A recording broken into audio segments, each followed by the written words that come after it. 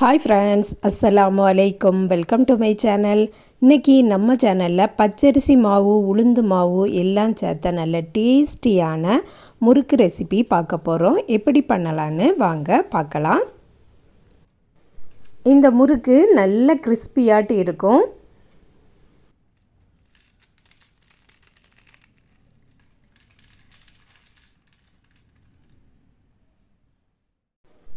ஒரு பாத்திரம் எடுத்து அதில் 2 கப்பு பச்சரிசி மாவு சேர்த்துடலாம். அதாவது இது எந்த பச்சரிசி மாவுனா இடியாப்பா மாவு கிடையாது. பச்சரிசியை நல்லா வாஷ் பண்ணிவிட்டு 1 மணி நேரம் நல்லா ஊற வச்சுட்டு அதில் இருக்கக்கூடிய தண்ணீரெல்லாம் வடிகட்டி நிழலில் காய போட்டு அதை பொடிச்சு எடுத்து வச்சுருக்கேன். அந்த மாவு தான் நான் 2 கப்பு சேர்த்துருக்கேன். 1/2 கப்பு இடியாப்பா மாவும் சேர்த்துருக்கேன். இந்த இடியாப்பா மாவு சேர்க்குறதுனால நல்ல கிறிஸ்பியாட்டு இருக்கும். 2 டேபிள் ஸ்பூன் உளுந்து மாவும் சேர்த்துடலாம். உளுந்தை நல்லா வாஷ் பண்ணிவிட்டு சட்டியில் போட்டுட்டு வறுத்து எடுக்கணும். அதோட கலர் மாறாதபடி வறுத்துட்டு ஆறுனதுக்கு அப்புறமா மிக்சர் ஜாரில் போட்டு பொடிச்சு எடுத்து வச்சுருக்கேன். 1 டீஸ்பூன் ஓமம் சேர்த்துக்கிடலாம். ஓமத்தை இந்த மாதிரி கொஞ்சம் கசக்கிட்டு சேர்த்துக்கிட்டோம்னா நல்ல ஒரு வாசமாட்டு இருக்கும். 1/2 டீஸ்பூன் சீரகமும் சேர்த்துடலாம். கருப்பு எள்ளும் கொஞ்சம் சேர்த்துருக்கேன். இந்த மாவுக்கு தேவையான உப்பையும் சேர்த்துடலாம். சேர்த்துட்டு நல்ல ஒரு மிக்ஸ் கொடுத்துடலாம். 1/4 டீஸ்பூன் போல் காயத்தூள் சேர்த்துடலாம். காயத்தூள் சேர்க்கும்போது இந்த முறுக்கு நல்ல ஒரு ஃப்ளேவராட்டி இருக்கும்.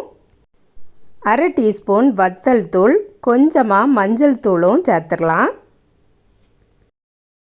முறுக்கு சப்புன்னு இருக்கக்கூடாது. அதுக்காக வேண்டி தான் இந்த வத்தல் தூள், காயத்தூள்லாம் நம்ம சேர்த்துருக்கோம்.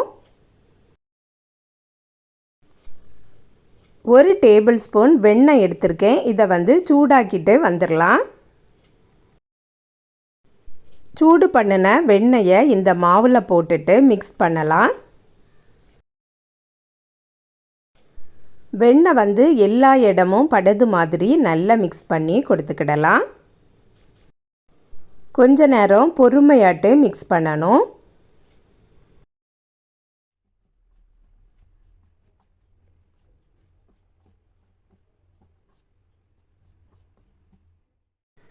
மாவை நல்லா மிக்ஸ் பண்ணினதுக்கு அப்புறமா தண்ணீரை தெளித்து சப்பாத்தி மாவை விடவும் கொஞ்சம் லூஸாட்டு மிக்ஸ் பண்ணிக்கிடலாம்.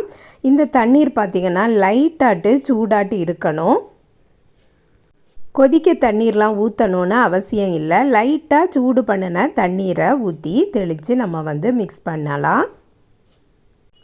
லைட் வெந்நீரில் மிக்ஸ் பண்ணும்போது பிழியும்போது நம்மளுக்கு டைட்டாட்டு இருக்காது.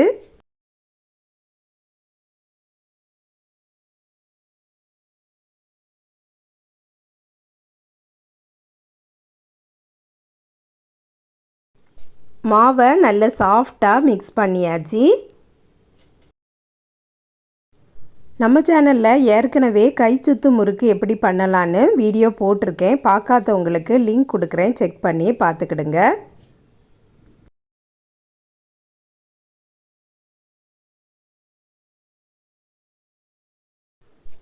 முறுக்கு பிழியக்கூடிய அச்சு என்கிட்ட இல்லை. இந்த மாதிரி பெரிய ஹோல் உள்ளதில் போட்டு தான் நான் பிழிய போகிறேன்.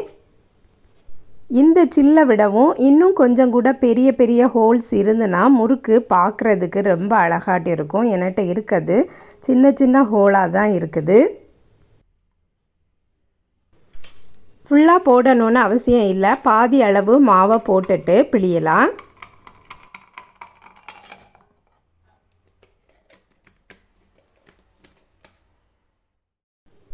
இந்த ஓட்ட கரண்டி எல்லார் வீட்லேயுமே இருக்கும். அதில் எண்ணெயை அப்ளை பண்ணிவிட்டு அதிலையே பிழிஞ்சிடலாம். இந்த கரண்டியில் பிழிஞ்சிட்டு நம்ம எண்ணெயில் போடும்போது மேலே தெறிக்காமல் ஈஸியாட்டு இருக்கும்.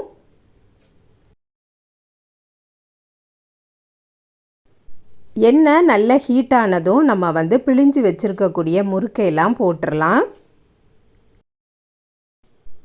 ஈஸியாட்டே விழுந்துரும். அதே மாதிரி பிழியதுக்கும் கஷ்டமாகவே இருக்காது. இந்த முறுக்கு பார்த்திங்கன்னா நல்ல கிறிஸ்பியாட்டு இருக்கும், எடுத்தாலே உடையும்படியாக தான் இருக்கும். ஆனால் சாப்பிட்றதுக்கு நல்ல டேஸ்டியாட்டு இருக்கும். நீங்களும் இதை கண்டிப்பாக ட்ரை பண்ணி பாருங்கள். எல்லாராலையுமே ஈஸியாட்டு செய்ய முடியும்.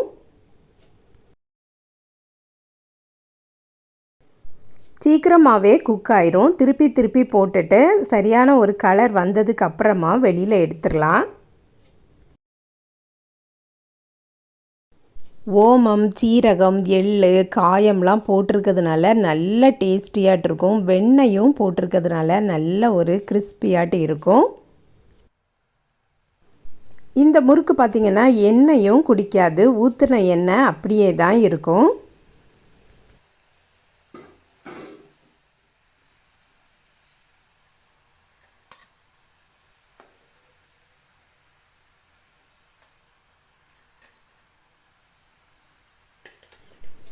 எல்லா முறுக்கும் ஒரு 15 நிமிஷத்துலேயே சீக்கிரமாகவே பொரிச்சாச்சு. பார்க்கவே சூப்பராக இருக்குது, சாப்பிடவும் நல்ல டேஸ்டியாக இருக்கும்.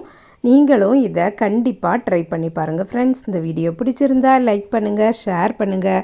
நம்ம சேனலை இது வரைக்கும் சப்ஸ்கிரைப் பண்ணலைன்னா சப்ஸ்கிரைப் பண்ணிடுங்க. நெக்ஸ்ட் வீடியோவில் சந்திக்கிறேன். அஸ்ஸலாமு அலைக்கும்.